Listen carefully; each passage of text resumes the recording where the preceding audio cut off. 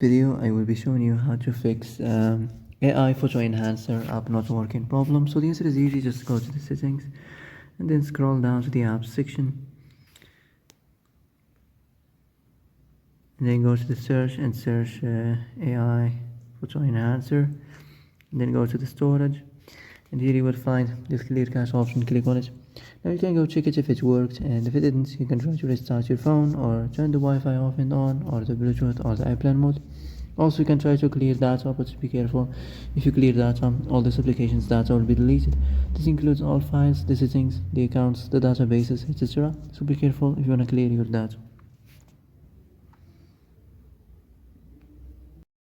And that's it for today's video. I hope this is the answer you've been looking for. If you like this video, don't forget to like and subscribe, and see you in the next video. Thanks for watching.